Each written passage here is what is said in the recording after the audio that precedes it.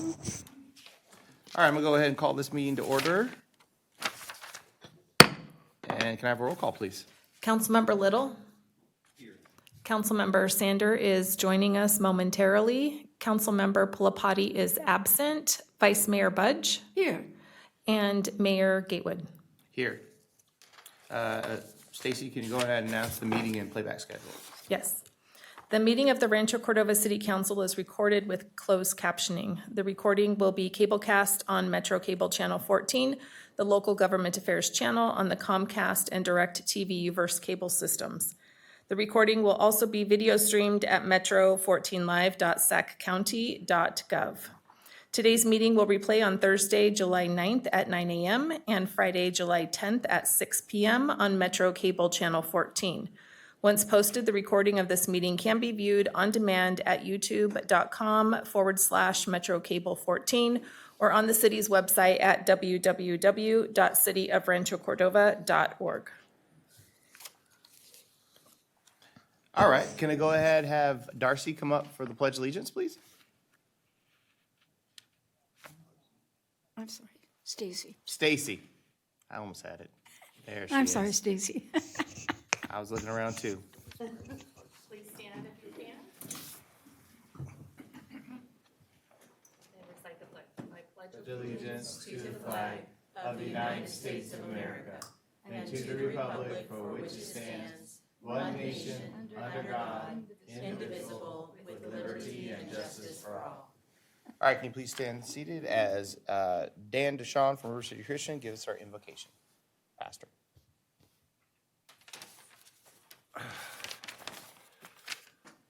Please bow your heads and pray with me, please. Dear Lord, we ask today that we would be worthy of the calling you've placed on us, and particularly this exceptional body of servant leaders.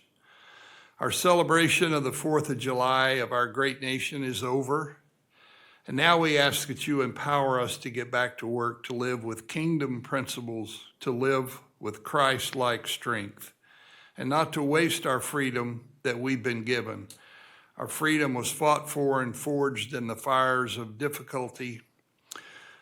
Brave men and women laid down their lives, their comfort, their convenience, so we could enjoy this freedom today. We ask that you inspire us to be more disciplined than ever, to show up when it's hard to be grounded, when everything around us is shaking, and step up for our family, our faith, and our community. I pray for the leadership of this body, the city council, their staff, that they would continue to exemplify truth, sacrifice, grace, and justice. We ask for strong faith in your godly leadership you've given us, Lord, and boldness in your mission for us. If we want to be a better nation, a better community, it starts with each one of us to being a better parent, a better spouse, a better friend, and a better citizen. We need to live justly, walk humbly, and love sacrificially. We ask that you empower us to not only celebrate freedom, but to steward it. Thank you, Lord, for our real freedom isn't the absence of struggle. It's the presence of purpose. We ask this in the name of our Lord and Savior, Jesus Christ. Amen. All right, we're going to move on to presentations, and I'm going to call up my amazing Leisha Green, Director of Development, and Rhonda, for the Executive Director of CChat. I have to do my proclamation thing. Mic me. Boom.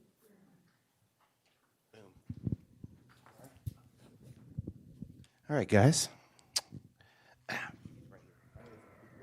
You guys YouTube right here so they can see the TV. Oh. So important. Oh. Listen, you're on TV. Smile. Okay. There we go. This proclamation is given in recognition of CChat, the most amazing thing we have in our city. For 3 decades, CChat, Children's Choice for Hearing and Talking, has transformed lives of hundreds of children who are deaf, who have hard of hearing, and by empowering them in exceptional listen and spoken education and support. If you didn't know, the CChat does cochlear implants, and I think it's the only place I can think of in Northern California, and they happen to call us home. CCHAT has continuously recognized by healthcare partners, early innovation programs, school districts, integrated education, audiology, early intervention services made possible by decades of professionals whose leadership, expertise, and passion create life-changing opportunities for family and children. Over the past 3 years, CCHAT's educators have earned specialized teaching credentials, strengthened the organization's ability to deliver high-quality educational services, and CCHAT's director has earned and certified funding-raising executive credentials, internationally recognized certifications reflecting the highest standard of ethics, professional, of nonprofit organization. And to my own heart, I will say that CCHAT is a bright star in this city, and I cannot believe you've been here this long. It seems like only yesterday we were eating winter schnitzel by your office. Thank you so much for what you do for my city. Thank you. Yay. Here, here. Nope. Guys, come up. Garrett, go take a picture. Oh, I'm coming.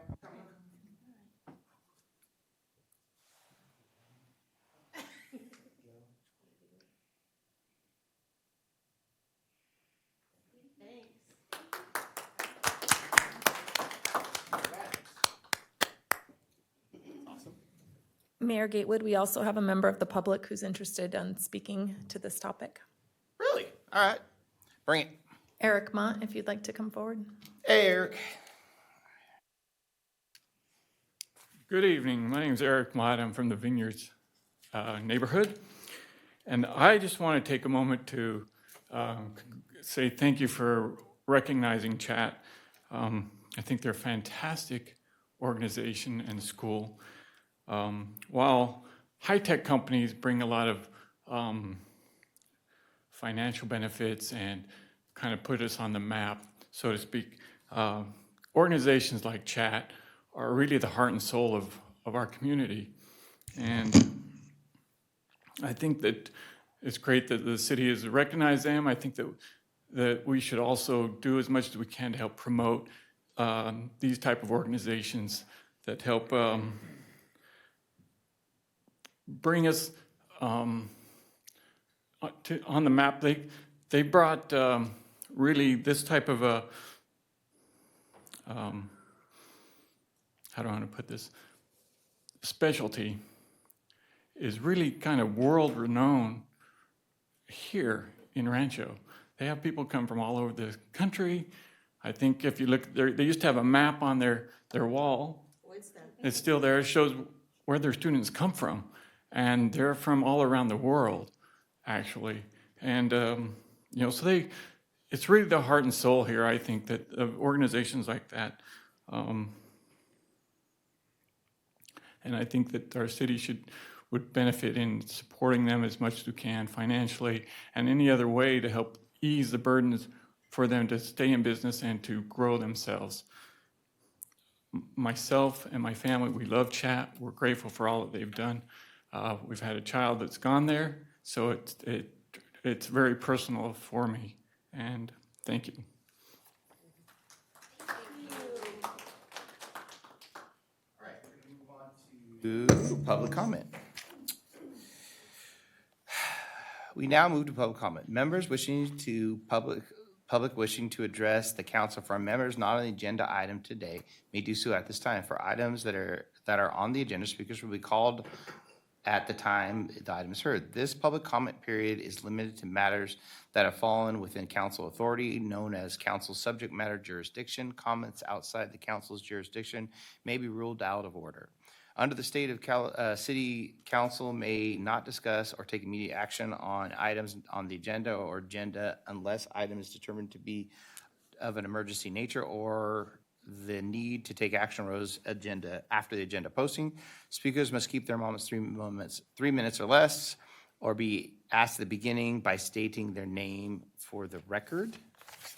All right. Please submit your speaker cards to the city council. Raise your hand by Zoom by using the raise hand feature. Press *9 if participating by telephone, and wait to be called upon by the clerk. We will first call on members of the public participating in person, followed by those that are doing remotely. So that was our first time reading that new one. As you can tell, I fumbled and mumbled that thing all the mess. Okay, Stacy, do we have any public comment? We do. So first, we'll take speakers who are in the council chambers, and we'll start with Jeremy Hensley. Following Jeremy will be Davy Rodriguez. And then I will move to emails and Zoom if anyone is joining us remotely. So Jeremy, if you'd like to come forward, you'll have up to 3 minutes.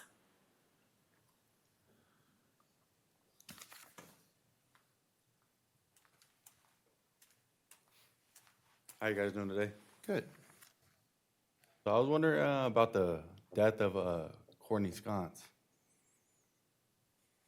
Say it again. I'm from Rancho, Cordova, California. I want to know about Courtney Sconce. You guys don't know about Courtney Sconce? Are you guys not from Rancho, Cordova? You don't know who that is? It's a little girl that got raped and killed. And I came across some evidence that doesn't make sense. And Gerald Ferguson is Courtney Sconce is my cousin. Gerald Ferguson is my uncle. And I feel like they're covered up deaths. And I was wondering why nobody has looked into this. So we understand your question, and I will tell you that our police chief is in the back of the room. And it seems like this would be a logical thing for you to discuss with him. No, I'm just asking about Rancho Cordova because they're from Rancho Cordova, California. No, he's our Rancho Cordova police chief. I get I'm over here talking to you guys though. I'll talk to them later, but I'm asking why are they not investigated right? And they're from Rancho Cordova, California. And there's a lot of more deaths that are connected to my family. Like Jordan McKay, he was a black and white little kid. He's my cousin. And I don't understand why. They never caught the killer. We understand your issue, and I think I speak for the three of us, and in general, the five of us, that we'd be happy to learn more if you would talk to the police chief so that they have an opportunity to work on your issues. Yeah, but I'm just asking about the council, since you guys are in the community, right? Oh. You guys don't know about Courtney Sconce? You guys ain't from Rancho Cordova, California?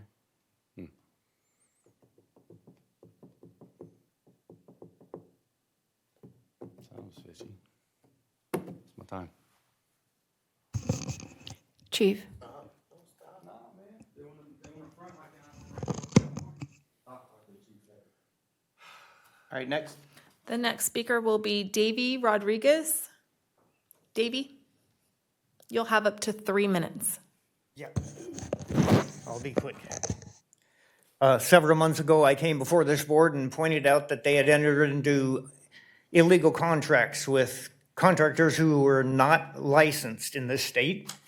And I pointed out the various crimes that were being broken in the process of entering in those contracts, and asked this body to put another item on the next meeting to cancel said illegal contracts because they're not allowed to go through.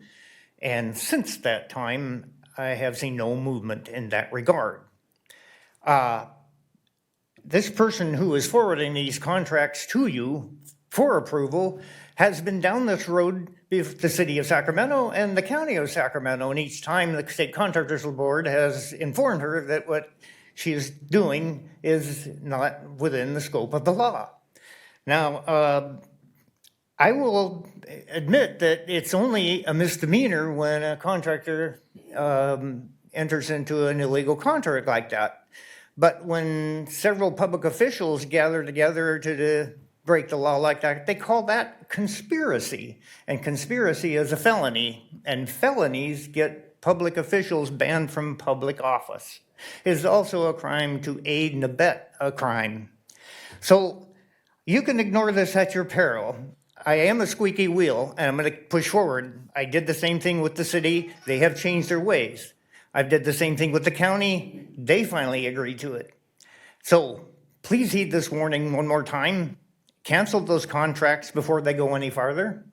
I also would point out that felonies get attorneys disbarred as well. So, like I said, ignore this at your peril. I will push forward. Thank you. All right, next. I have no more speakers in person. We did receive a emailed public comment from Autumn Grisham, and that was distributed to the council, placed on the city's website, and has been placed in a binder in the back of the council chambers for the public. I am looking at Zoom, and I do not see any hands raised for public comment. That's all the public comment that we have, Mayor Gatewood. Excellent. We will move on to, I have one. so go in the back. Go ahead, fill that thing out and then come on forward. Yeah, could you give me one? I'm disabled. Of course. Thank you. We got you covered. Go ahead.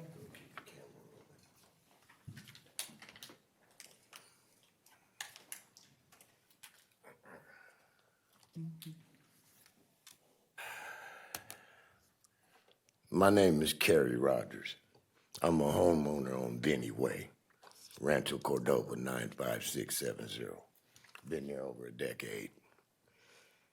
We have been called on by our neighbors who are retired city official workers. And each time we have been called on by your entities, they have came out and left with nothing but, I say, a big H called harassment.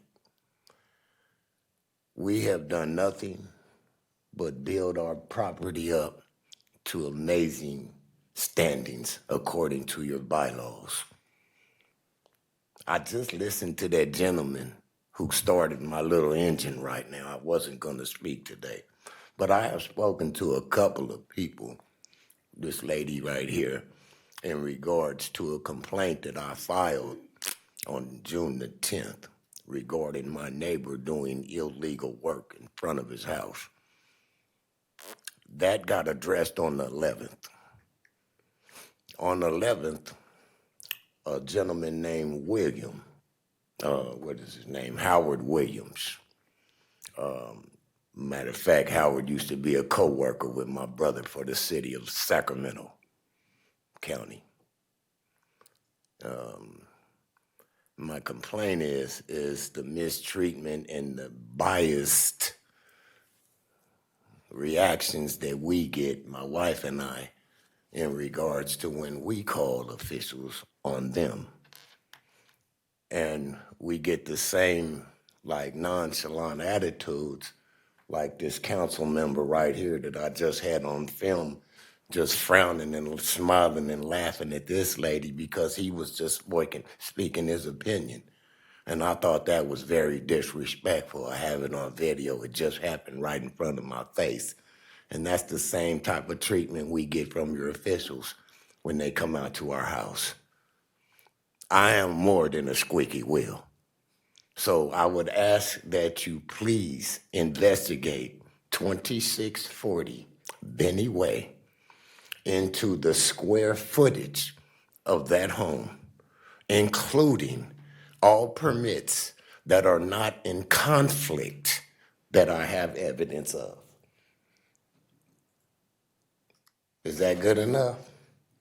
And how do I speak to somebody behind closed doors, because I have very much a lot of evidence and video evidence. I'm not just speaking out the side of my neck.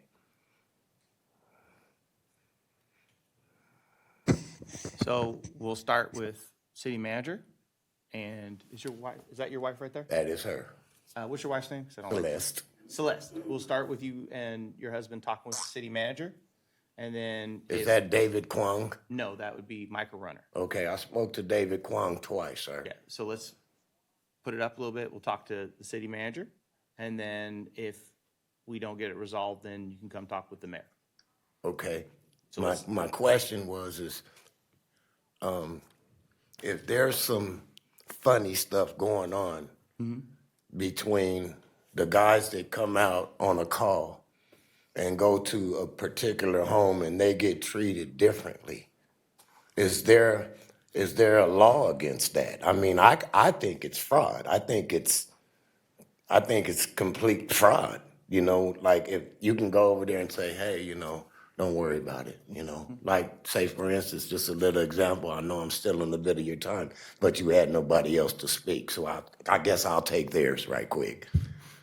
I called they called the police department on me. I'm in my driveway. I'm screaming at them, doing the Tim, telling them, you better go get a permit. Now, this is for your guys' wealth. And we're getting treated the opposite because, like I say, I'm a squeaky wheel, and I'm more than a squeaky wheel. I get loud. I get excited. And so my opinion about how they came out was very aggressive.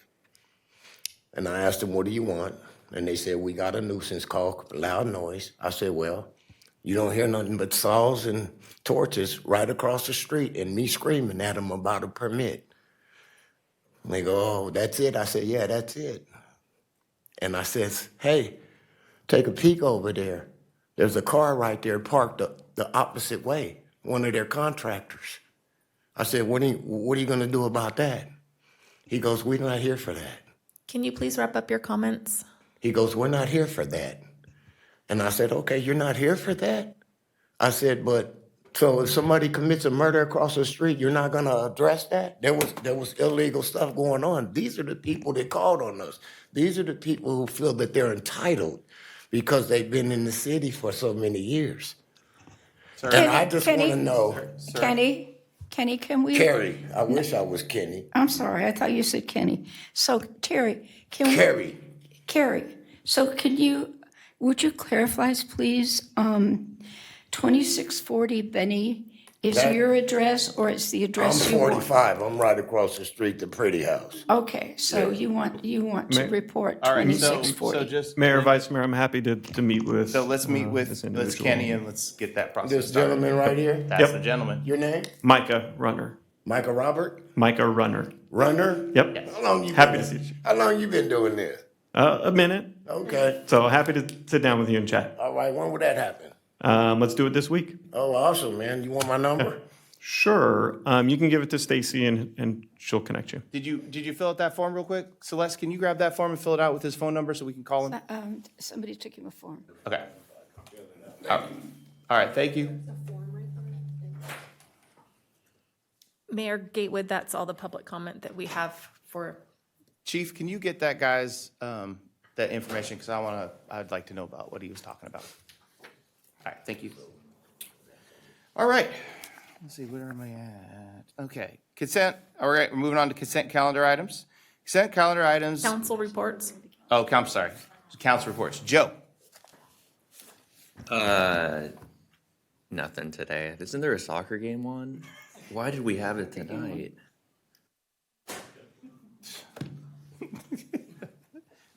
Linda? Okay, so I've had 3 really outstanding experiences this week. The first one was the air camp graduation that's part of the California Capitol Air Show. And I got to listen to my favorite lady, Colonel Meryl Tingestal. She is one of the very few women who has ever flown the U-2. She is the only Black woman who has ever flown the U-2. And she's written a gorgeous book, and now she's gotten an artist to commission. They don't call them comic books anymore. They call them something else. But, you know, in my era, they were comic books. But her speech to the kids is always impressive and inspirational, and It's one of those, because the whole goal of the air show is education for the next people, next generation of people who will defend this country. Second thing, we all attended the 10th anniversary of the very first phase of Mather Veterans Village and got to hear from several people who have been living there since day one, including a lady who has found a home, as nation's finest say, a secure home for her and her dog. And then, of course, the 4th of July, which in Rancho Cordova is always spectacular, but this year was extra special because of the 250th birthday of our country. But the weather was hospitable, and there were more people on Coloma Road than ever before. And that evening, I did not go the first night, Friday night, but Saturday night, that evening, it was kind of like a reunion.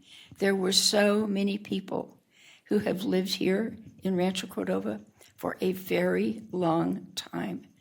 And everybody had a great time visiting with old friends and celebrating the 250th birthday of Rancho Cordova and the 23rd birthday of the city of Rancho Cordova. Is David on yet? He is. David, in the universe somewhere, would you like to say what you've been up to?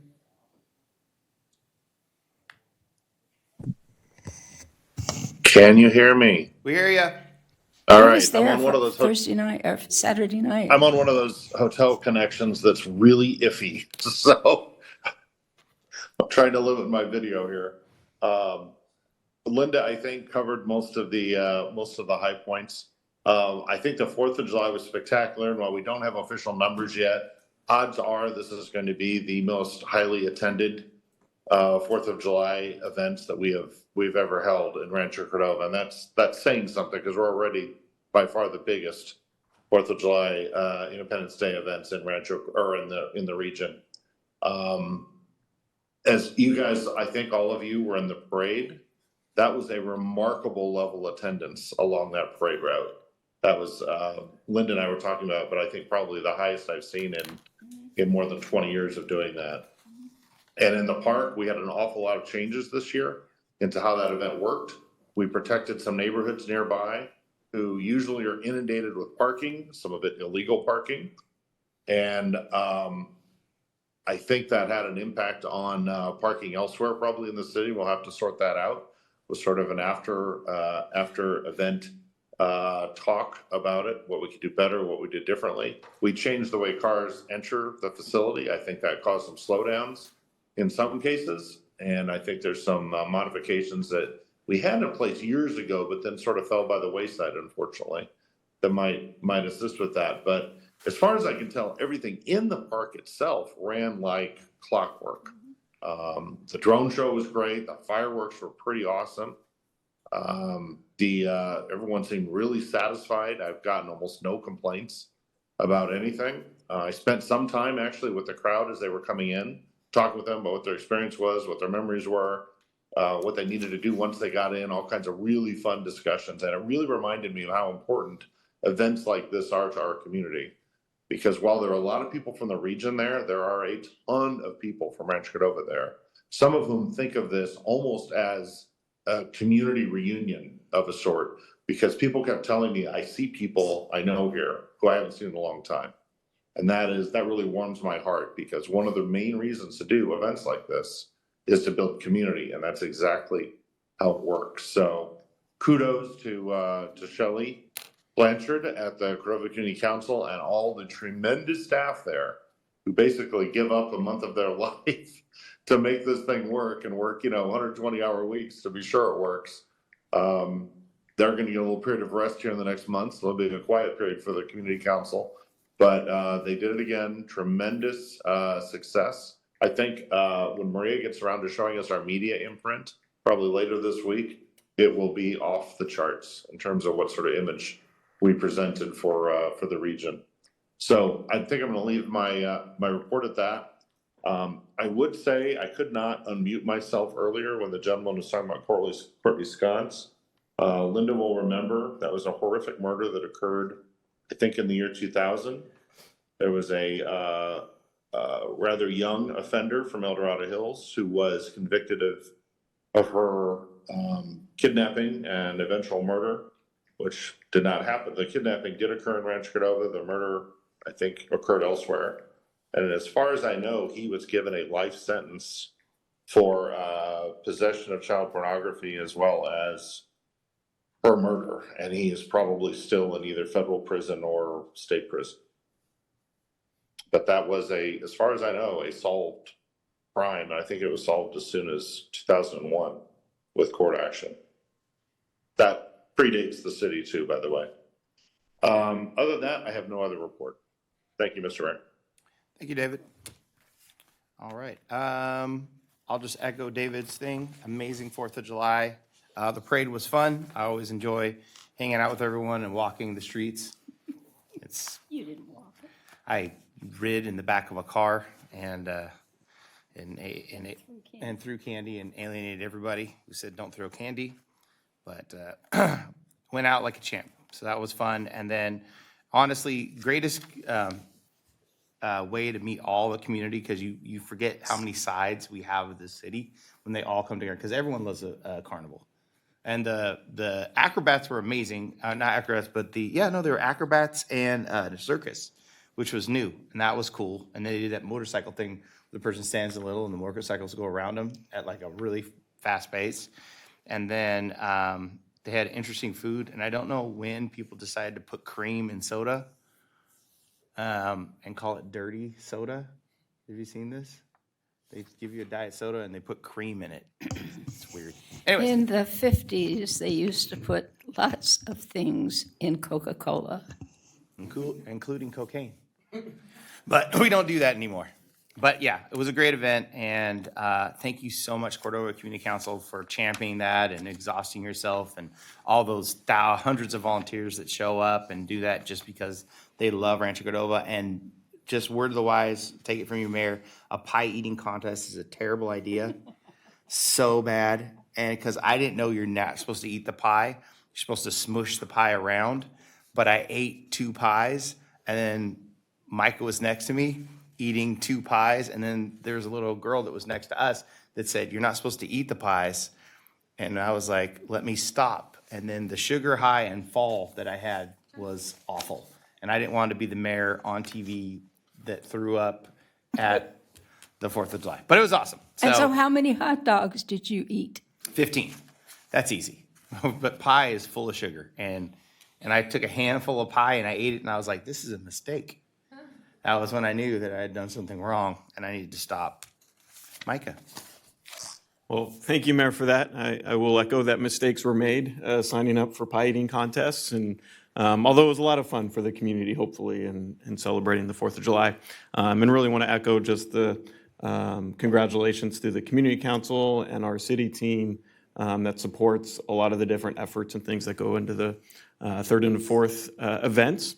I will provide a little bit of update now on kind of the drone activity, and I know illegal fireworks are something that is a concern for our community and for all of us. And so there were 6 enforcement teams out on the 3rd and 4th, and generally the 3rd was relatively quiet.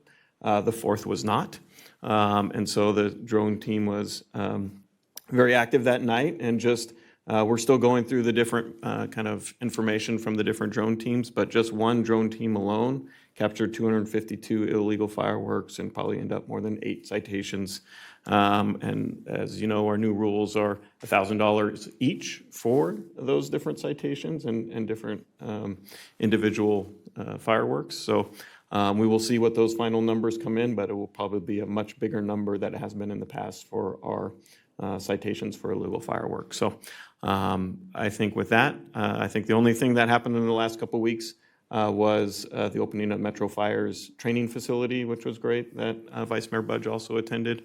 And then also just a reminder, this is our only regular council meeting for this month, and next the council meeting in 2 weeks will be dark. So we'll have our next meeting on August 3rd, regular calendar, except for the workshop on July 28th. That's it for me. All right, thank you. We're going to move on to consent calendar items. Consent calendar items consist of matters deemed routine and non-controversial by staff unless a member of the council wishes to pull an item for an individual consideration, or all items will be approved in one motion. Are there any items the council wishes to pull from the consent calendar item? Public comment. I'll do that. That's my next. Stacy, is there any public comment? There is no public comment for items on the consent calendar, and I do not see any hands raised in Zoom. May I have a motion on the public calendar? Then hearing none, I will move approval of items 9.1 through 9.7. May I have a roll call, please? The motion was Linda? Okay, thank you. Councilmember Little? Yes. Councilmember Sander? Aye. Councilmember Pulapati is absent. Vice Mayor Budge? Yes. Mayor Gatewood? Yes. The motion passes. Thank you. We're going to move on to consent public hearing items. Consent public hearing items consist of matters deemed routine and non-controversial by staff unless a member of the council wishes to pull an item for individual consideration. All items will be approved in one motion. I'm going to go ahead and open the public hearing item and ask Stacy, is there any public comments? There is no public comment for items on the consent public hearing calendar, and I do not see any hands that are raised in Zoom. I'm going to go ahead and close the public hearing and ask, are there any items council wishes to pull? Hearing none, I will move approval of 10.1 and 10.2. Can I get a roll call, please? Councilmember Little? Yes. Councilmember Sander? Aye. Councilmember Pulapati is absent. Vice Mayor Budge? Yes. Mayor Gatewood? Yes. The motion passes. All right, we're going to move on to public hearing items. And I'm going to ask Stacy to announce the subject. Yes, the subject for item 11.1 is a resolution of formation to modify the Rancho Cordova Tourism Business Improvement District. Amanda, can I have my staff report, please? Good evening, Mr. Mayor, members of the council. I'm Amanda Norton with the Economic Development Department. And as the slide opens, I'll go ahead and start to keep the meeting moving forward. So as a little history from the previous three meetings on Rancho Cordova does have a tourism business improvement district. It was originally established back in 2010. It has been amended in 2021, and now we are looking to modify the district, and we have been moving forward in that process. There are two specific items that we are discussing for modification. The first is currently the entire city boundary lines, which you'll see in yellow, is Zone 1. That will remain, as well as the assessment rate, not a tax, but the assessment rate, which is currently 4.5%, will remain the same. The modification will be to add the green you'll see in the middle there. That will now be called the Cordova zone. And the difference would be in that specific area, the assessment rate would be, rather than the 4.5, it will be 6%. Excuse me, 6.0%. There is a very specific streets and highways code process that we must follow in these proceedings. We have previously already done the resolution of intention. All 17 hotels have been noticed as appropriate. There was previously a public meeting which occurred back in June, and then this evening we are looking to receive any and all protests related to this and have the final public hearing. At this point, we're just as a little recap, again, we are looking to receive all written and or if any business owners decide to come forward tonight, proposed assessments, they can, talk about that this evening. And then again, the two boundaries would be adding this additional Cordova zone in addition to the regular zone. And then the additional assessment of 6.0% versus 4.5. And that ends my portion of the presentation this evening. Thank you. I will now open the public hearing on result of the majority protest proceeding and modification of the Rancho Cordova Tourism Rancho Cordova Tourism Business Improvement District. Members of the public and affected business owners may share public comment at this time as it relates to, for, or against the modification. Comments will be limited to 3 minutes or less. Stacy, is there any public comment? Yes, we do have a public comment. Howard Herships, if you'd like to come forward.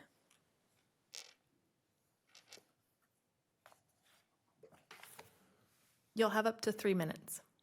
Yeah, on June 15th, I appeared at a hearing and informed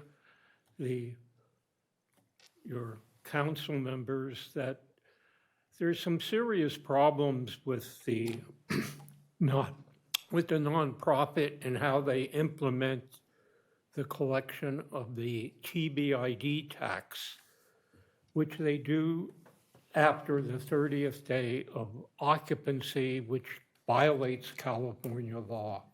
I've distributed the state law which holds to the proposition that you can't collect the tax after the 30th day. They continue to do so. The state legislature enacted SB 346 last year, 2025, and they did an analysis of the TBID tax and said that it's only valid for the first 30 days. After that, it cannot be charged because it violates California Revenue and Tax Code. But there's additional problems with the nonprofit whose violates both federal and state law with their excessive salaries because it's public benefits. It's the self-dealing of them taking approximately $1 million in salaries for staff positions of some 4 people. And the CEO gets over $320,000 a year, and he's supposedly under a contract where you can't do that under federal law. I have filed actually a whistleblower complaint, and I've gotten a response from the IRS, and they're investigating the excessive salaries, which could impose a 200% tax on the facility, and they could lose their nonprofit status. I think the city has an obligation to ensure that the self-dealing be put a stop to.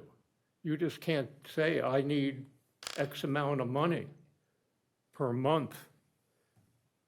The IRS guidelines hold that his salary shouldn't be over $150,000. He's collecting $320,000. So I would oppose any increase.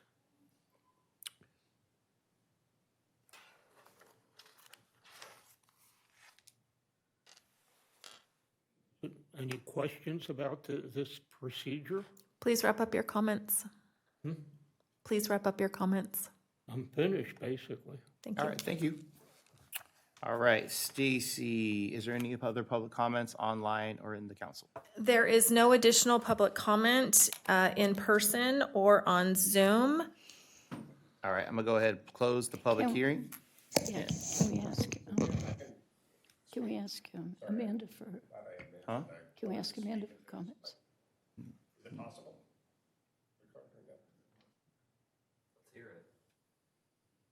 Joe wants to hear it. All right, Fred, I'm gonna close, come on up. No, then I'll close it. Come on.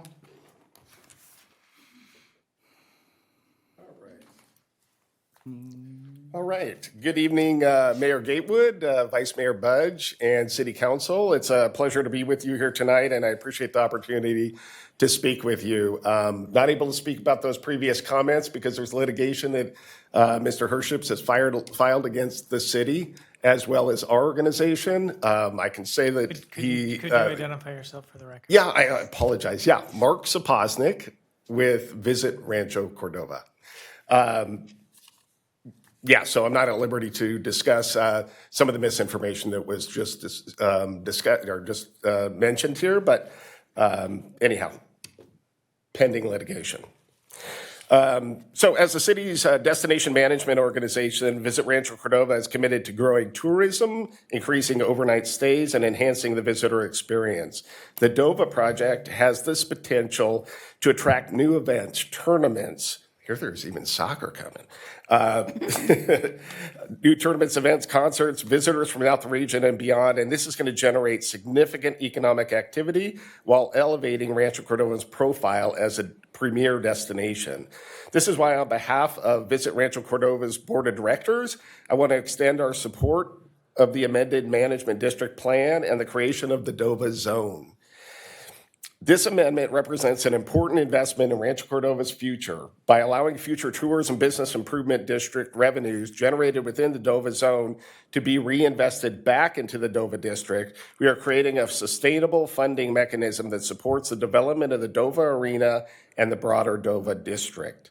The board recognizes that these types of projects require vision and partnership, and we appreciate the leadership of City Council, of city staff, of Cause Peer Development, and all of the other partners who have worked to move this initiative forward. And I want to thank our board of directors for approving the funds needed for this amendment, which was a significant amount. Like each of you, we are hopeful to see this vision become reality over the next several years, and we look forward to watching the DOVA arena and district actually take shape. On behalf of the Visit Rancho Cordova Board of Directors, we respectfully encourage your approval of the amended management district plan. We are excited about the opportunities that this project can create for our community and what will come in the future. So thank you, Mayor Gatewood and City Council, for championing this project on the city level, and I appreciate your time tonight. Thank you. All right. I'm going to go ahead and close the public hearing item. And then I'm going to call on Stacy, calling the city clerk. Yes. The city has received 0 written protests. The calculated weight of the protests received is not equal to or greater than 50%. Therefore, a majority protest does not exist. Based on the final tally, a majority protest does not exist, as mentioned. And at this time, because a majority protest does not exist, it is appropriate for the city council to consider the resolution to modify the district. So let's ask the city manager if the city is also involved in the lawsuit. That would preclude staff from discussing any of the issues that were raised. So I would probably defer to our city attorney on kind of some of those questions, but I would say, generally, we don't comment on litigation. It is outside of the process of this. And so I'll let City Attorney Lindgren address any of those. Thank you, Mr. City Manager. The city is not specifically a party to that litigation. I would say that the 2 issues that Mr. Hership's raised this evening, the exact manner of collecting the tax and the amount of the salary that are paid to individual staff members, including the executive, are not specifically subjects that are contained within the plan that's before you here tonight. What's before you here tonight is an amendment to the plan. It does appear that Mr. Hership has primarily aimed his concerns at the management itself, some specifics of the management and operation of the district. Those could be subjects for future oversight, for future discussion by the council, but I don't believe that they're specifically and particularly before you in this item that's on the council's dais this evening. And I do understand that. Obviously, what an organization chooses to pay its employees is their business. The other issue sounds more like a process issue. Yeah, I would say, from a sense of those are different issues than what's before us tonight. As the clerk mentioned, there were 0 individual hotels that have protests, which is this process is for the hotels and the ones being assessed this additional assessment. And so this has 0 opposition from the hotels themselves. Okay.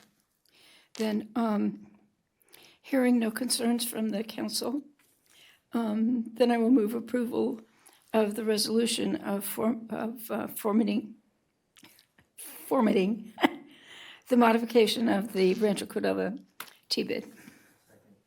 Roll call. I'll second that motion with the request to staff that we do take a look at those underlying issues. Since we kind of sort of heard about them last time and haven't really had any discussion about them this time, at some point we probably should. And I would agree with David. All right. So Roll call. Start the roll call with Councilmember Sander, Aye. Councilmember Little, Councilmember Pulapati is absent, Vice Mayor Budge, Yes. Mayor Gatewood. Yes. The motion passes. All right. Moving on. Thank you.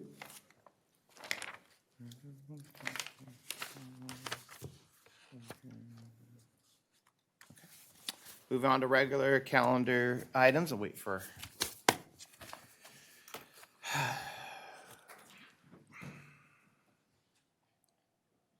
Stacy, can you go ahead and announce the first subject? Yes. Item 12.1, a resolution authorizing the submission of local authority recommendations to the California Governor's Office of Business and Economic Development for Opportunity Zones 2.0 Census Tract designations and related actions. Good evening, Mr. Mayor, Council. I'm Laura Fickle, Economic Development Manager here at the city. I'm here tonight to talk to you about opportunity zones and the nomination process for eligible census tracts for this designation. Excellent. I'm going to be looking to you for authorization to adopt a resolution that will help make our application stronger. So I'm going to give you a brief overview, high-level overview of opportunity zones in case it's new to anyone. I'll describe our role in the process for nomination, and then we'll talk about the priority census tracts that we'll be recommending. So the purpose of the program, if anyone remembers, it was originally initiated as a 2017 temporary initiative under the Tax Cuts and Jobs Act, and as a tax incentive opportunity for capital gains. It was later made permanent last year on July 4th as under the Internal Revenue Code, and will be an ongoing 10-year cycle for the investment period. The purpose of the opportunity zones is really to make these underinvested areas more competitive for private capital. So they can use that capital to invest in projects for commercial, industrial, real estate, housing, infrastructure, and both existing and startup businesses. The eligible census tracts have a federal designated criteria that they have to meet, and that includes a poverty rate of at least 20% and a median family income less than 125% of the area median, or without that poverty rate designation, at least median family income at or below 78% of the area median. Right now, in the timeline, applications are open. The deadline is July 25th to submit. As I mentioned before, a resolution will help make our application stronger. In August, the state's going to release the preliminary list of nominated tracts, and that's when we'll be doing outreach and preparation to submit letters of support from various agencies, property owners, developers, and other stakeholders in these designated census tracts. January 1st is when they're going to be certifying those designations, and then that kicks off the 10-year investment period. The 4 census tracts we're looking to recommend are really centered around the priority census tract, which is the airport, as you can see, 88.03, and then the adjacent Mather Business Park that is in the city limits. This is also a high priority census tract for the county. Second is 90.07. That is just north of that tract, which is Matherfield Road up to Highway 50. And then 90.06, it goes west of Matherfield Road to Bradshaw, north of 50, and then Routier, south of 50, with Folsom Boulevard on the north. And then 90.08 is east of Matherfield to Zinfandel, Folsom Boulevard to the north, and Highway 50 to the south. So With the adoption of this resolution, we will begin coordination with Sacramento County to submit an application for 88.03 census tract, and then we'll do 3 separate applications for the other census tracts. And then we'll be looking to gather those letters of support from elected officials and then the other stakeholders we mentioned too for the public comment period in August. And then if any of those census tracts get designated, we will be looking to work to do further education and outreach to gather support and inform stakeholders, and then also be collaborating on a strategy to use this as an economic development tool to the best of our capabilities. If 88.03 gets selected, we will be coordinating that effort with Sacramento County's Economic Development Department. And that's it. Any questions? Hold on, let me see if there's any. Stacy, is there public comment online or in the council? There is no in-person public comment, and there are currently no hands that are raised in Zoom. All right. Council, any questions? Linda? 88.03, does that include any housing other than our Mather veterans housing projects? No, not currently. Stacy, Linda? So just in terms of the what is intended to be the potential for these opportunity zones, we have a list of what makes them more visible to all these people that might develop. But has anybody experienced any advantages with these opportunity zones or any increased economic activity because of developing these things?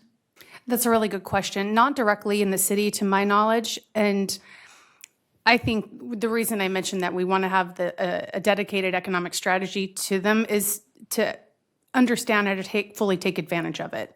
So up until now, I don't believe that, unless anyone else knows, but I don't know of any other activity that's happened for these current opportunity zones now. So that's why I want to dedicate some effort to it.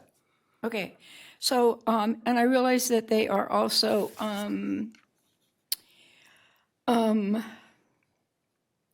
identified in terms of basically demographics. But when you look at the fact that 3 of them have almost 0 undeveloped land, 3 of them are mostly residential. So then the question is, what kind of increased investment do you think could potentially happen there? Or what will you be advertising for? Well, that's the opportunity, right? If once these census tracts get designated, we'll be working with those stakeholders, the property owners, other area officials, and then also identifying other funding that might be out there to kind of layer an economic strategy. There is a lot of commercial areas of opportunity too for kind of rehabilitation, revitalization, and then to your point, in the Mather Business Park, there's a lot of undeveloped land to address. And I think having singular property owners out there, just a handful that we could really work with on a strategy on how to take advantage of it would be good. Okay. Vice Mayor, as well, this isn't just a real estate. This is actually, can be used for actually investing in businesses as well. So I think it's not just a real estate play, but if you're actually a business within an opportunity zone, an investor makes investment into that business, you can actually take advantage of this as well. So it's not just a property incentive, but also a business incentive for people investing in businesses in those zones. Okay. Right. Thank you, Micah. All right. That's it? Are you looking for a? Adoption of a resolution. Okay, let's go ahead and adopt the resolution. Do I have a motion? Did we ask for comment? I did ask for a Okay. He thank did, you. and there's no public comment. Okay. Then I will move approval of item 12.1. roll call, please. I'll second it. Nice. Double second. Roll call, please. Councilmember Sander, Aye. Councilmember Little, Yes. Councilmember Pulapati is absent. Vice Mayor Budge, Yes. Mayor Gatewood. Yes. Motion passes. Thank you. All right, let's go on to 12.2, discussion and direction on general update preferred land use alternatives. And I'm going to ask Stacy to read the subject. I will go ahead and read that. Discussion and direction on the general plan update preferred land use alternative. And we'll turn it over to Arlene. Arlene and Jones for staff report. Good evening, Mayor and council members. It's Arlene Granadocian-Jones. I'm Arlene Granadocian from Planning Department. We are here tonight as a continuation of discussion held with City Council on May 26th regarding general plan update, preferred land use alternative. The project team received feedback at the meeting from council, and we're back here tonight to present modifications to the preferred land use alternative and the different ways the general plan and subsequent actions will address council concerns. I'm going to turn it over to our project consultant on the presentation. All right, good evening, Mayor, Vice Mayor, members of the City Council. My name is Chelsea Norton. I'm leading the consultant team that's helping the city with the general plan update. As Arlene mentioned, this is our second conversation focused on the preferred land use alternative for the general plan. When we were here on May 26th, we walked you through in detail the land use alternatives and presented the preferred alternative that was being recommended by city staff and the Planning Commission. You had some questions and expressed some concerns, and so we've gone back, we've looked through the alternatives, and we're here tonight to address those questions and concerns and present to you a refined recommendation. So just a quick reminder of the process. We developed the land use alternatives earlier this year, and we took them out to the community at workshops and pop-up events. And based on what we heard from the community, we brought a recommendation to the Planning Commission in April. And then we came before the City Council on May 26th for a decision. And tonight we are at the City Council again seeking approval of a preferred land use alternative so that we can move forward with preparing the general plan land use diagram and drafting the general plan goals and policies. Very quick refresher. The base alternative is essentially the no change alternative. It's a very slightly modified version of the 2006 general plan diagram. And alternatives A and B were presented as two options for ways to increase flexibility and remove barriers to infill development in focused areas of the city. The City Staff and Planning Commission recommendation that we presented in May was a blend of alternatives A and B. And tonight we're going to be focused on the pieces of that recommendation where the council had questions and concerns. To summarize what we heard from the City Council in May, we heard about the importance of maintaining a jobs-housing balance, making sure that we're focused on preserving and growing jobs, not wanting to restrict new employment uses in office parks. There was concern about the potential fiscal impact of too much housing in office parks and commercial areas, making sure that existing businesses could stay on Folsom Boulevard as the land use designations are changed, avoiding an overconcentration of apartments, and ensuring that new high-density housing is of high-quality design, and then comments around expanding the city center boundary. So tonight, I'm going to walk through the concerns organized around the three areas where these comments came up the most: office parks, Folsom Boulevard, and the city center. So for each of those areas, I'm going to remind you what the original land use recommendation was, and we can talk about how the recommended land use alternative has either been modified or how the general plan can address concerns.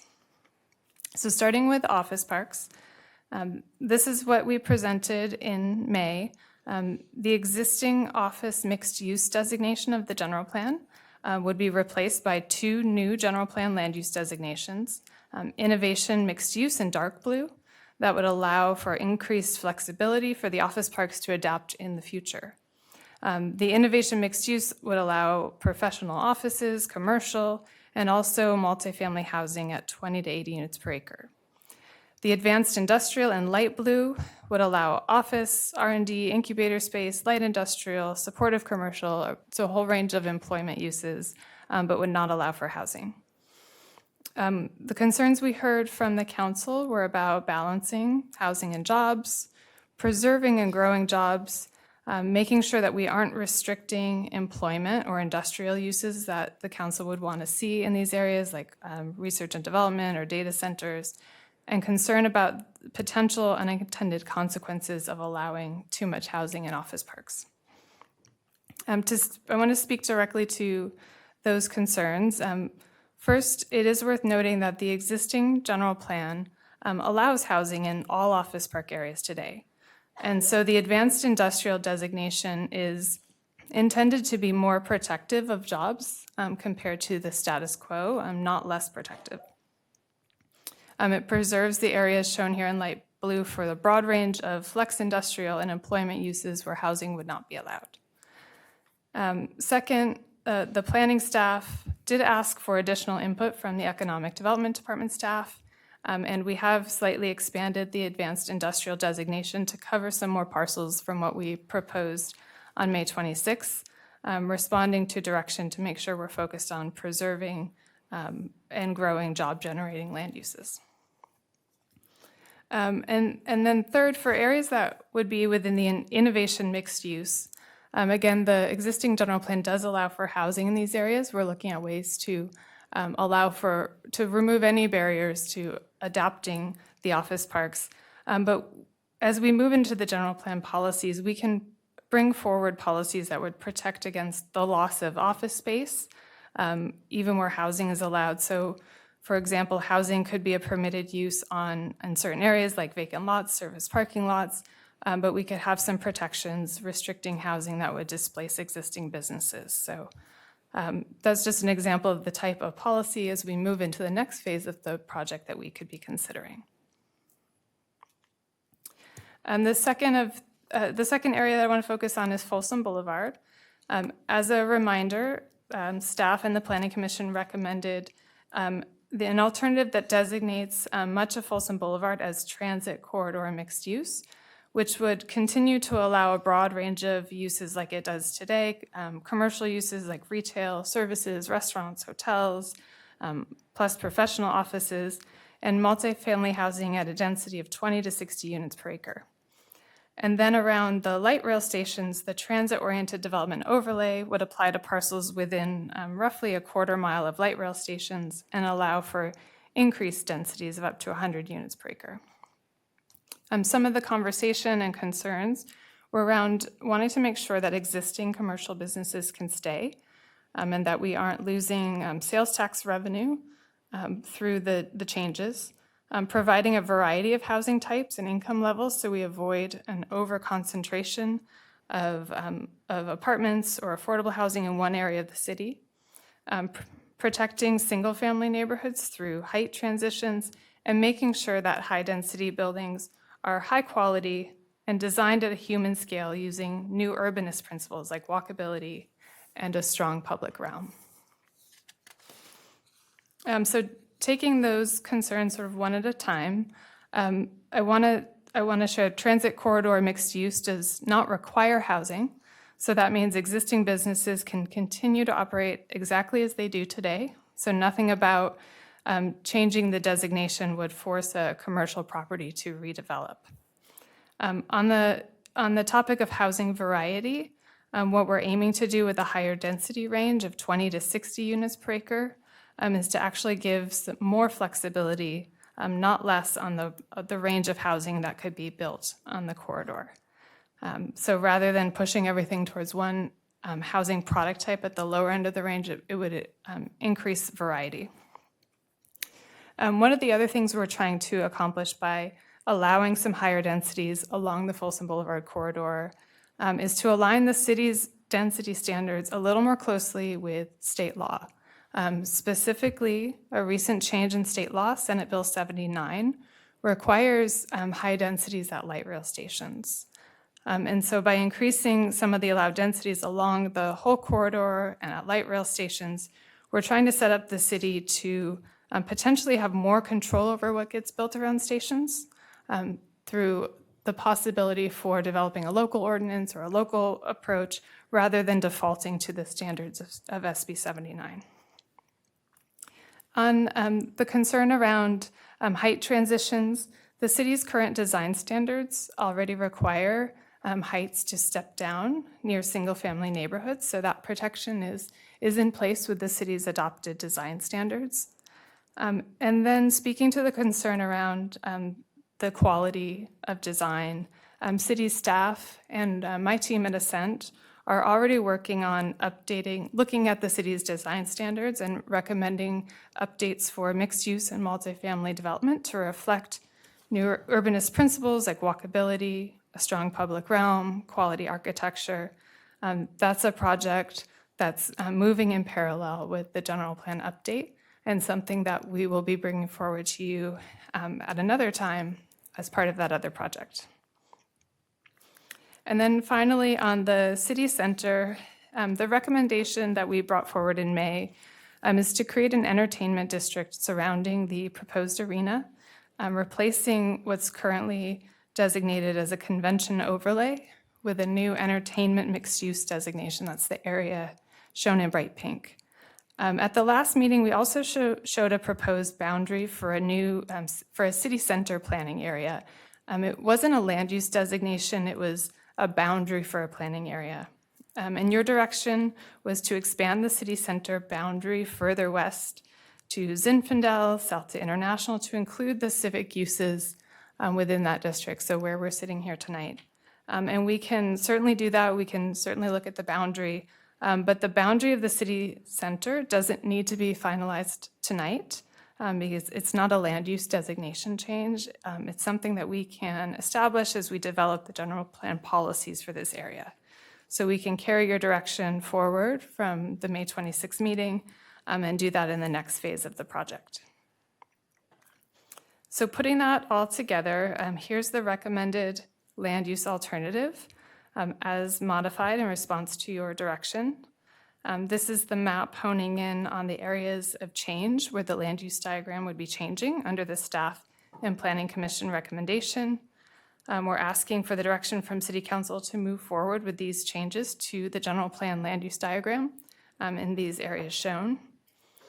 And then here's the full map at a larger scale so you can see how those pieces fit together across the city.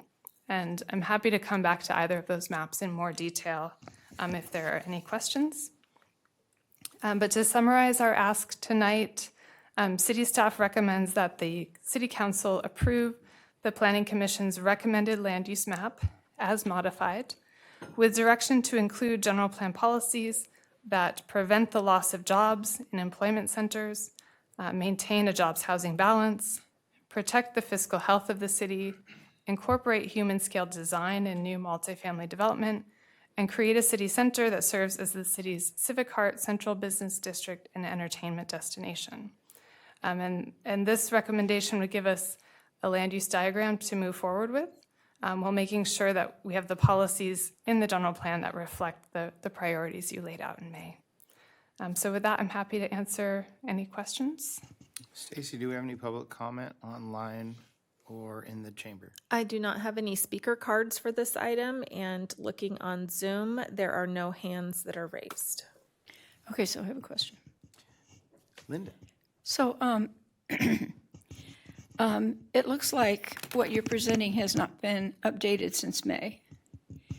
And, but what are you planning to do with comments that each of us may have given you when we met with you individually? Thank you for that comment, Vice Mayor Budge. So we did change slightly some of the parcels for the AI industrial land use designation in as a response to some of the concerns regarding converting too much of the land into opening it up for residential uses. And we also did remove the recommended city center kind of overlay, not quite a land use designation, but just a planning area, so that we can look at it closely and maybe determine either a larger boundary or a boundary that's going to be more inclusive of specific priority areas that the council would like to identify. So we did make some slight changes to the actual land use that we designated, but we did provide as just a clarification on how we would address some of the comments that we received at the May 26th meeting, which focused a lot on zoning code updates, design guideline updates. So we didn't do a lot of changes to the land use, but we did identify how we would be addressing it in the general plan. Okay, so very specifically, since I was quite specific about my concerns about the boundary of the city center. So what are you going to do about that in the long run? So we would actually identify what that would be in a subsequent action for an actual master plan for the city center. So that wouldn't occur here in the general plan land use, but we would create a master plan for that specific area so that we can determine where the boundaries would be most appropriately in any design standards or regulations that we would have for that specific area. So I'm not following you. Since you want us to choose a recommended land use map, but the land use map doesn't include a city center that is either accurate based on where the city seems to be going, as well as allow for the kinds of uses that we have been discussing for several months now, of reusing the different buildings, office buildings that we have around here that are not used. It seems to me that you can't deal with that unless you deal with it tonight. So I think that the land use designations that we have provided for those areas do introduce, mix of uses that include office, industrial, residential, commercial. It still allows for all of those uses. We're talking about the city center, very Correct. specifically the city center. Vice Mayor, if I can, let me try to talk about the city center a little differently. The city center, as we talked about in kind of these other conversations, the city center kept growing a little bit in size and scale, which I think was appropriate. And I think what we're talking about tonight is the city center isn't a land use designation. So all of those land uses, entertainment, commercial, housing, all live within those current zonings. With the city center conversation that I think we're going to come back to as more of a policy conversation is how all of those land uses interact with each other and how they relate to each other. So the action tonight really isn't important from a city center standpoint, but for how we basically talk about how they interact with each other. The underlying land uses allow for all of those designations. The city center really is a policy choice and a urban design and some of the goals of those different zones when they're there.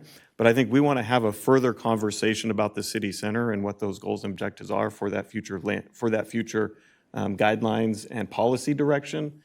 It really isn't a zoning designation. And I think that's where we're trying to get to, the zoning designation, so that we can come back to those conversations around the city center and some of those different pieces around that guidebook.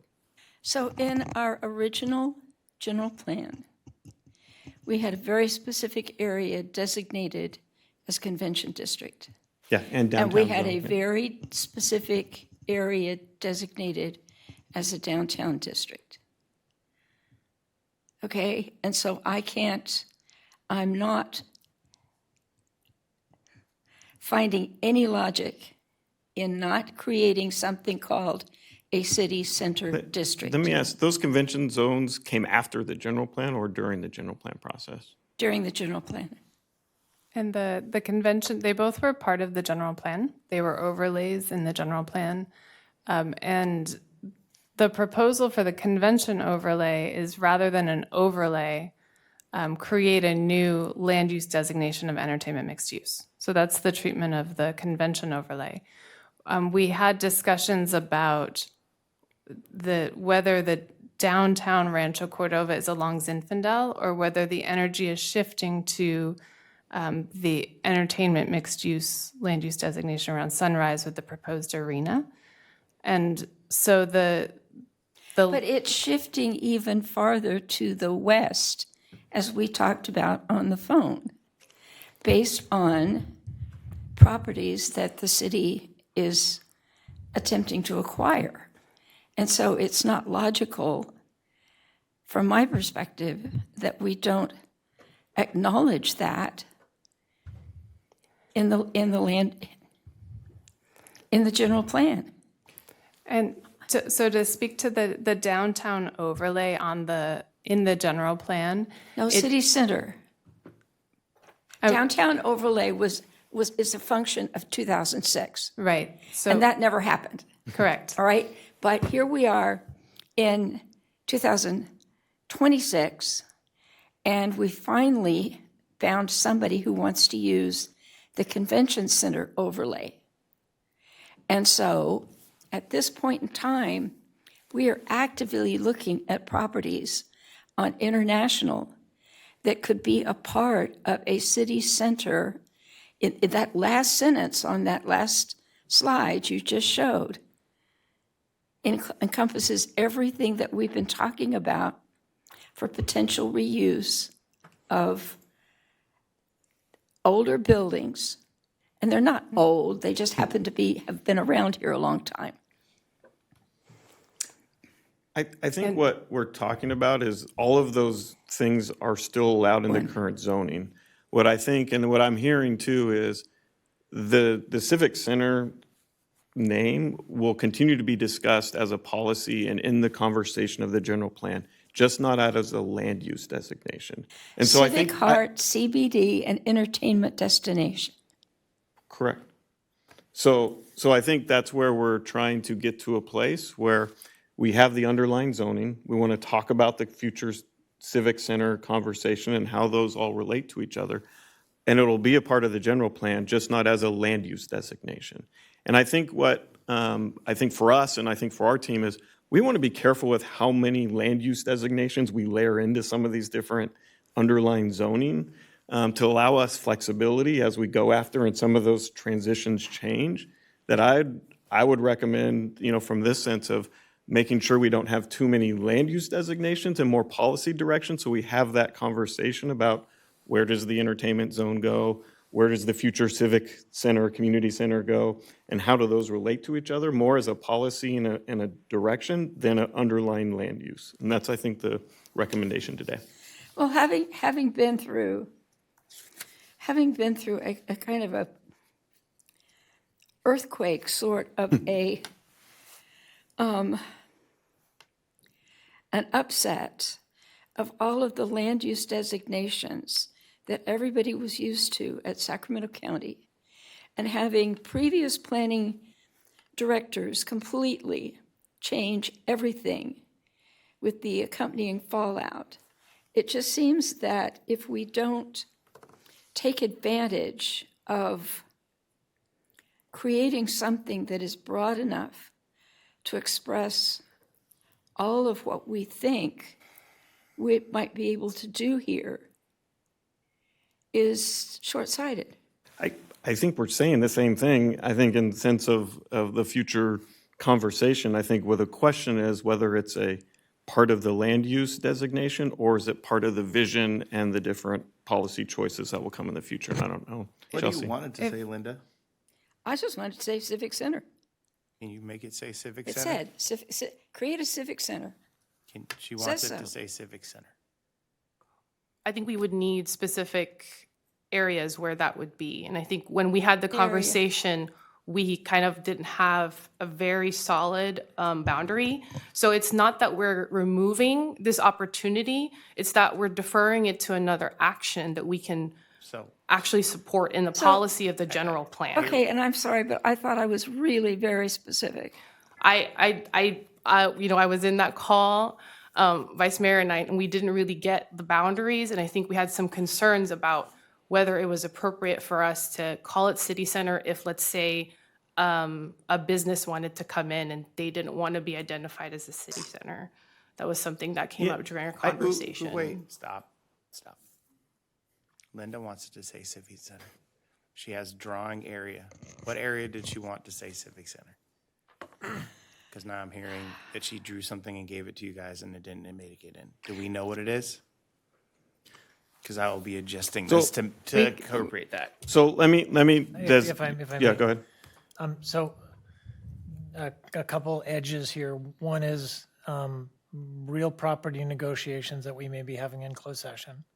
And another is that, as staff said, whenever the city zones a property in a way that the only allowed use is a public use, you've bought the land.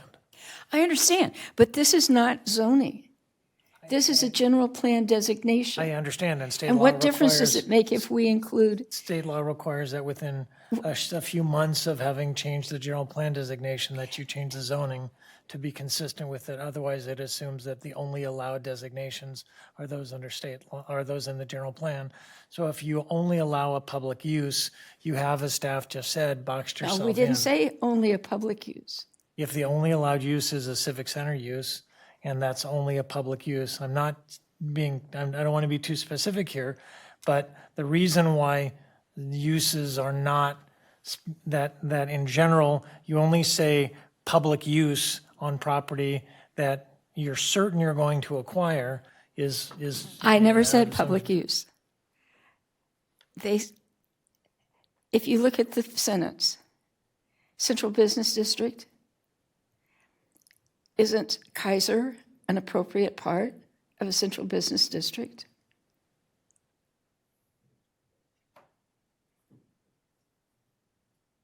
I don't know if that's a rhetorical question or not. I think, you know what, let me try to kind of get us to a conclusion. I think one of the things that we can talk about is a land use designation of a, whatever we want to call it. This is also the conversation we had, whether it's civic center, community center. But here, we got to get away from the nomenclature of the land use designation, because what we're talking about General plan are general plan districts.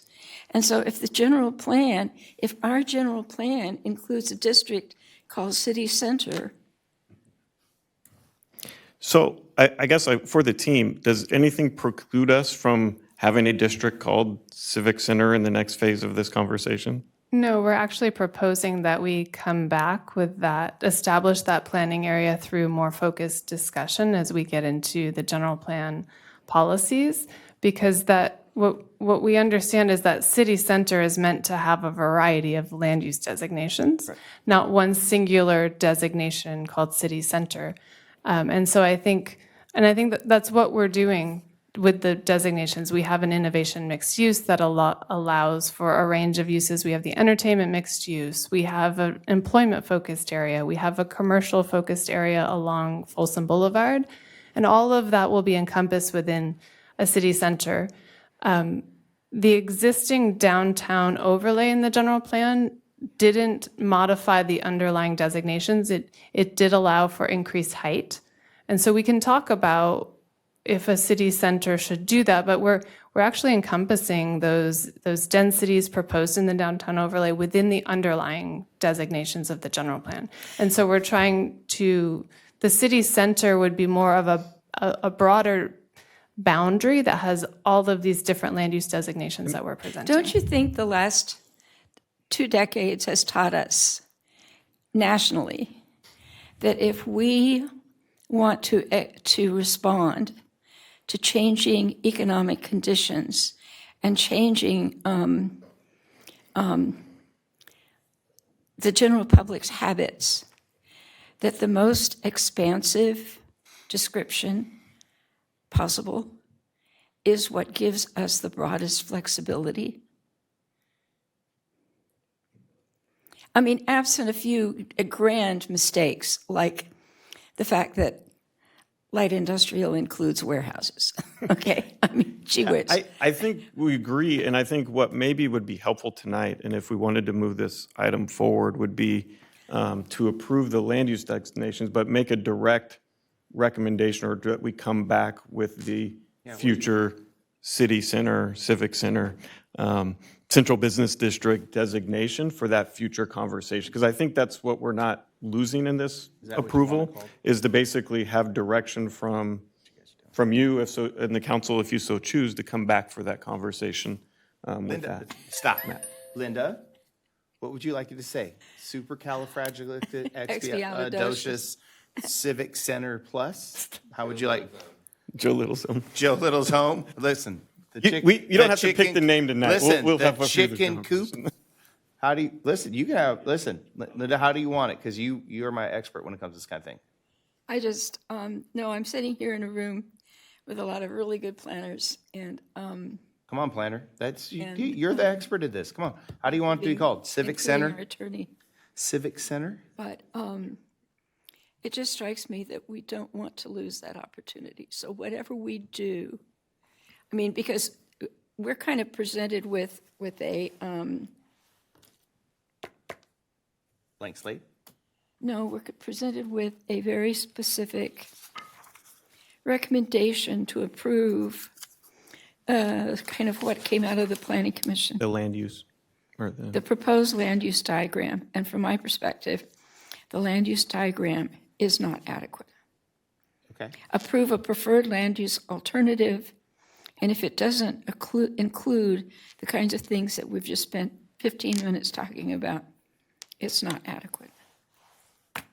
Vice Mayor Budge, can I just get clarification on that? Do you want us to have a designation as city center and allows for all the uses that are in how we're identifying it now in that land use? Is that what you want, or is you want a master plan that has these underlying land uses but identifies the boundary of the city center?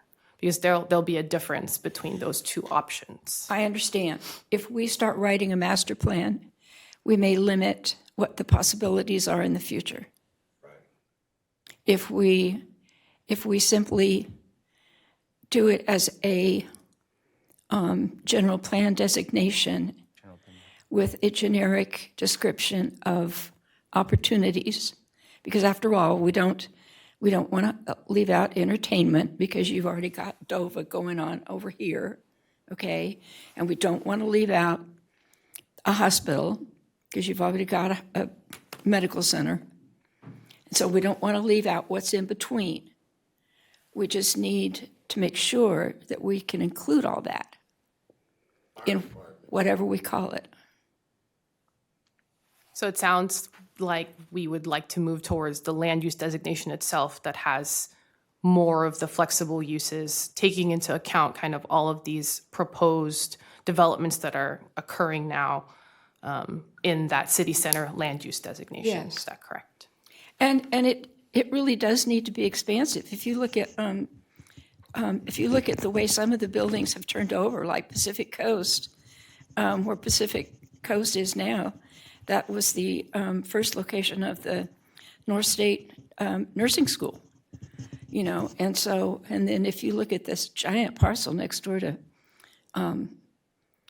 Kaiser, nobody knows what they're doing except they're using it for solar right this minute. So, you know, they could decide to actually go ahead and build housing out there.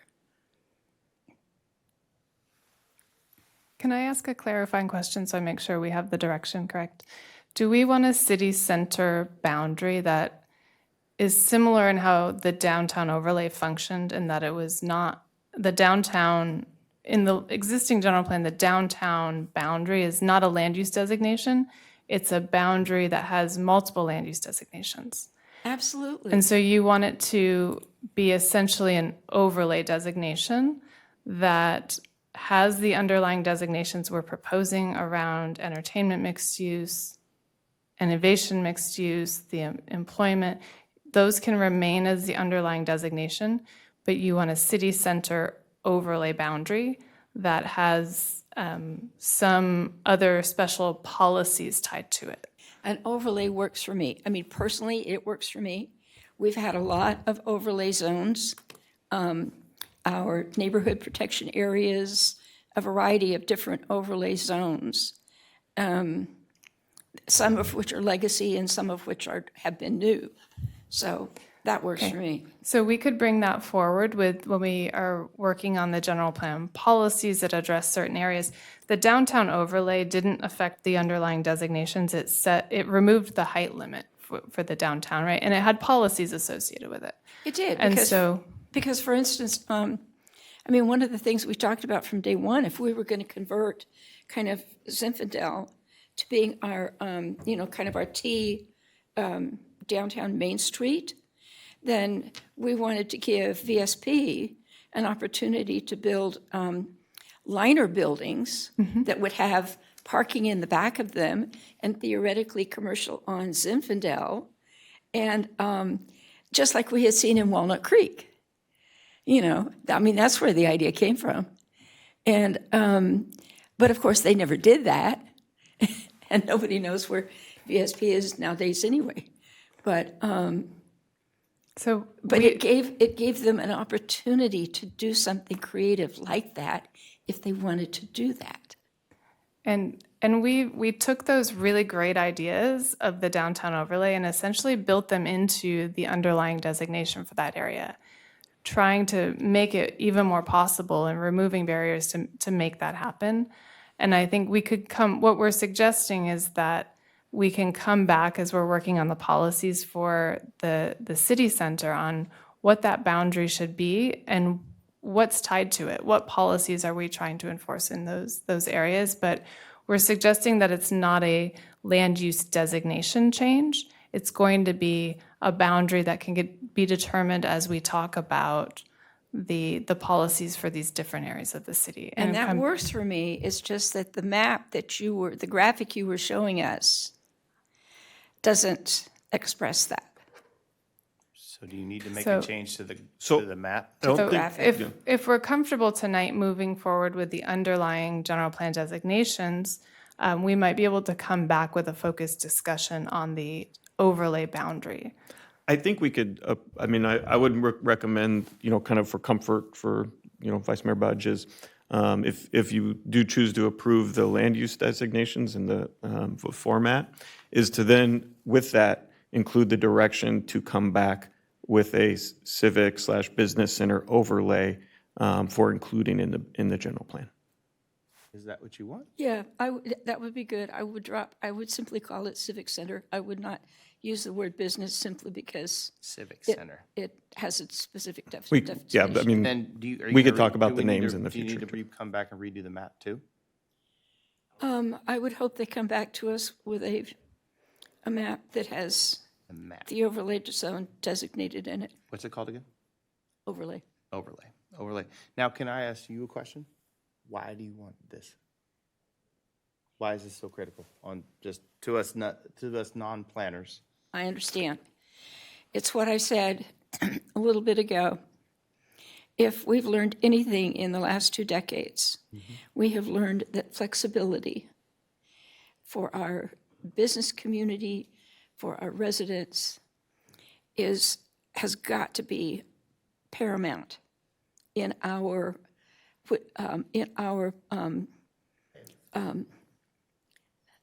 planning lexicon. If we tie ourselves down, we need to be specific enough that people know what they can do, but we don't want to be so specific that they think they can't do what they want to do. Got it. And as we have the more AI and all the new jobs coming in, we don't want to make it so they can't go into a building because we overlaid and we wrote it in incorrectly. So this basically, and we're going to call it the Civic Plan. Civic Center. Civic Center. I would just recommend, we don't have to name it today, like that's a future conversation. I appreciate the desire. Let me just warn you now, it's being named the Civic Center. I sat here for 3 hours. We had a good conversation on Civic Center on another project in the future that was hard to describe, so maybe I have a little bit of. How about Civic Heart? Feedback. All right. Yeah, So can you make the motion? Because it sounds like you have some changes to it you need to make. Okay. David. So. Oh, hold on one second. David, you hear all that? I did. I have just a couple comments, Mr. Mayor. All right, go ahead. One is a short story. I think Linda's points about flexibility are absolutely on target. One short reflection on that is if you think about what has happened in the last generation in Midtown, all of the restaurants, night activities, this wonderful development that has reimagined Midtown over the past generation, none of that was accomplished by planning. The planners said, oh, it's going to be the rail yards. Oh, it's going to be Broadway. That's where we're going to get like urban renewal and all the civic energy and the great restaurant zones and the great nightclubs and stuff like that. It was Midtown. So we need to be sure that if there is a Midtown-like event coming to us, we are not precluding that with a general plan that sort of didn't anticipate the flexibility that might be necessary. That's point number one. So I endorse what Linda was talking about there. Point number two, we need to be very careful, and perhaps the word is defensive, with regard to our own ability to control our land use. The state every single year is chipping away at what we can do and what we can't do. If there's any part of this strategy that it gives us more strength in that relationship, I think that is certainly worthy of mention. I sort of heard in the presentation a slight reference to that, but if there was any other discussion on that, that would be of interest to me. I think, and finally, I think the arena proposal, as it sits, would not exist except for an overlay that we did with regard to a convention center. So that was not really anticipated to roll out that way, obviously, because we can't predict those sorts of things. But we did lay a groundwork that made enormous sense for the proponents, and probably made that happen here versus not happening at all. That's been a huge tool for them moving forward. That is probably the most pertinent thing.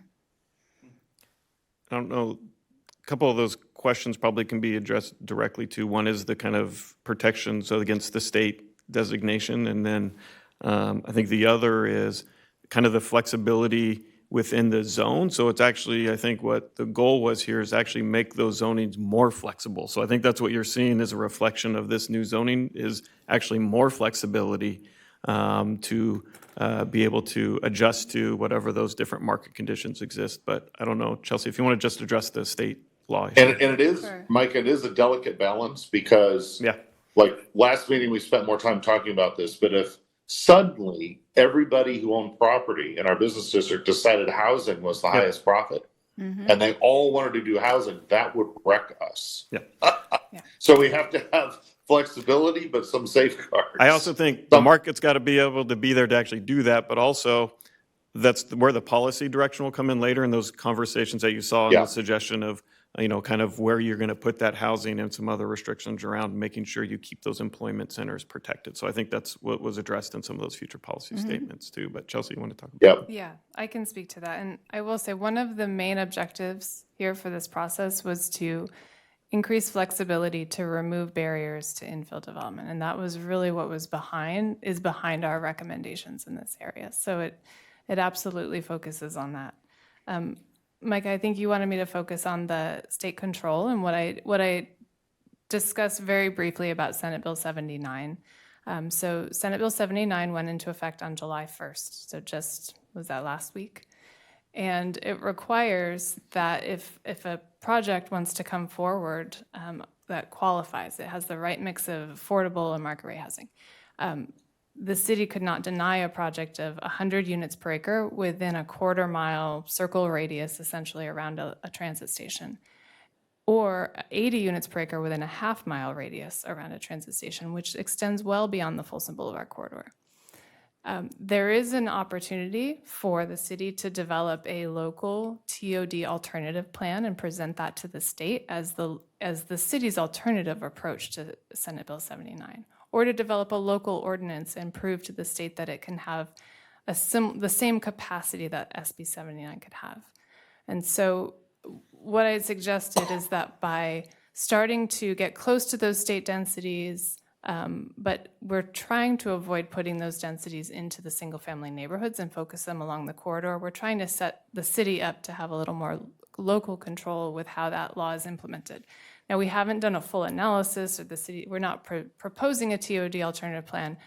I was suggesting that we're trying to set the city up to be able to do that and retain some local control. But that's a future analysis. That's a zoning tool. But that's what I was speaking to around trying to retain some local control around the light rail stations. So we assume that bus stops aren't part of that. No, it's just the light rail It's stations. just light rail. That's So it correct. would probably really help us to have a graphic that shows those quarter mile and half mile radius Yes. around light rail. Yes, we have those maps. We could show them now, we could show them at a Oh, future that's okay. meeting. But yeah, they're available. SACOG has published those maps of the SB 79 eligible areas, and it extends a half mile from the light rail station. So Right. that's going to be a future action down the road. But we're keeping that in mind as we propose some densities along the Folsom Boulevard corridor. We understand. Thank you. Okay, so if you want a motion, I think, Hold on, Joe. Joe and I have nothing. Please, continue. I guess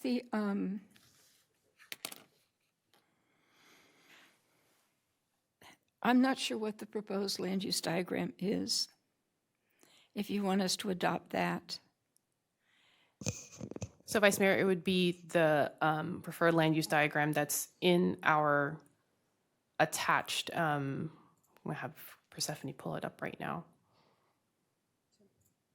It would be the same one that Planning Commission recommended from their public hearing with your change. From what I'm hearing, is the city center or civic center of overlay. Civic Center overlay.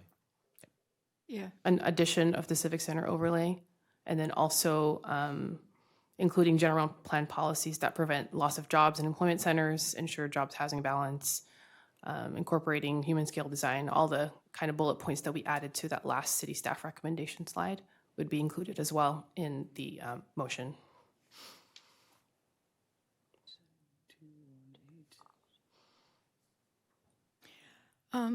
Okay. Then I will move what you just said. Nice.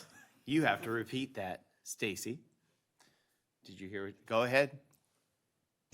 Should I just read the whole staff recommendation? You can read the staff recommendation, and our city attorney is Okay. going to With also your, listen. with your amendments. Okay. With your amendments. So, okay, city staff recommends, council to approve the planning commission's recommended land use map as modified by city staff with direction to include general plan policies that prevent the loss of jobs in employment centers, ensure jobs housing balance, protect the fiscal health of the city, incorporate human scale design in new multifamily development, and create a civic center overlay that is the city's civic heart, central business district, and entertainment destination. Here, here.